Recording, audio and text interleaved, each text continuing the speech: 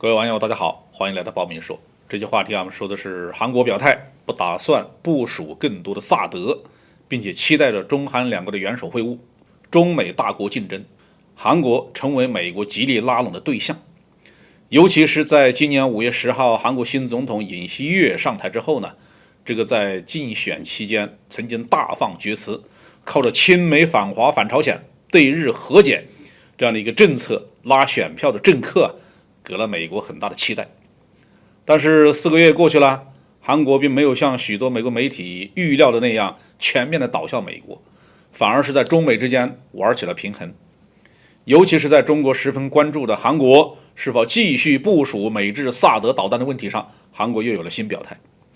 据香港南华早报9月7号报道，韩国政府的一位高级官员在7号向媒体表示，韩国目前没有部署更多萨德导弹的计划。这名官员在发表声明的时候韩国东南部的萨德基地正在被韩国的抗议者所包围，抗议者在那里设置了路障，并静坐示威，阻止任何车辆进入这个基地。韩国国防部长上个月也表示，该基地里面为美军士兵准备的基础设施也没有到位，所以这些士兵呢，只能住在帐篷和集装箱里。中国政府一直在敦促尹锡悦政府继承文在寅政府的3不政策，也就是不增加部署萨德导弹，不参与美国领导的导弹防御网络，不参与美国和日本的3边军事联盟。但目前呢，尹锡悦政府还没有正式答复。总体而言，尹锡悦政府在这4个月的表现还算合格。军事上呢，韩国没有加入美日军事同盟，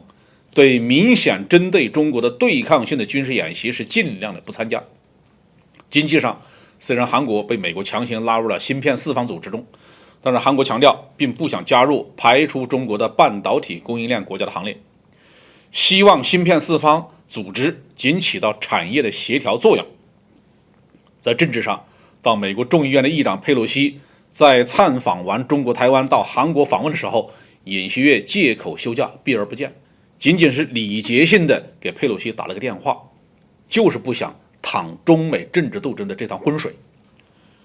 此外据韩国国会议长办公室通报，中国的全国人大常委会主任栗战书计划于9月15号抵达首尔进行为期3天的访问，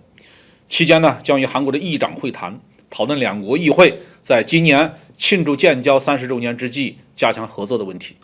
同时呢，韩国也希望在今年11月在印尼巴厘岛举行的 G20 国家会议上举行中韩首脑的首次见面的峰会。所以从总体来看呢，韩国还是值得中国继续争取的。尹锡悦在执政之后之所以没有按照他在竞选时的豪言壮语行事，恐怕还是因为形势所迫。尹锡悦的日子并不好过，由于受到一系列政治经济和社会问题的困扰，尹锡悦在国内的支持率从当选时候的1半多点直降到现在的20%多一点。这才4个月的时间呢，他的执政基础并不稳固。在韩国国内各党派的政治斗争日益激烈。尹锡悦在执政之后，立即对前总统文在寅的主要亲信展开了调查，包括高票当选共同民主党党首的李在明及其妻子，矛头直指文在寅，似乎呢要继续上演青瓦台魔咒的大戏。然而，共同民主党展开了反击，起诉尹锡悦在大选期间发表虚假信息，涉嫌违反选举法。在经济上，韩国经济对华依存度相当高，在中国企业迅速提升技术实力的背景下，韩国对华的工业优势已经发生了逆转。9月3号，韩国中央日报发表的数据显示，上半年韩国对华贸易的5448个项目中，贸易逆差的项目就高达3835个，占比70.4%。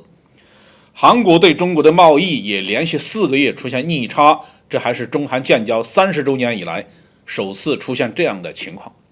如果再加入美国的反华行列，搞对华经济脱钩，韩国的经济形势将更加的恶劣。在军事上朝鲜在近些年加强了新型武器装备的研制，尤其是在新型导弹和远程火箭炮上。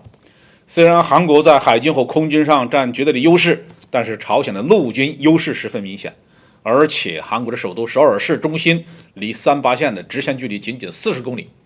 面临着朝鲜强大的炮兵和陆战力量的严重威胁。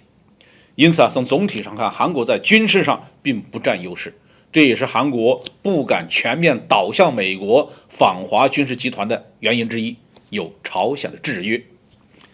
总体而言呢，在全球100年未见的大变局下，韩国不论谁上台执政，都不敢彻底的与中国翻脸。毕竟美国很远，中国很近，朝鲜更近。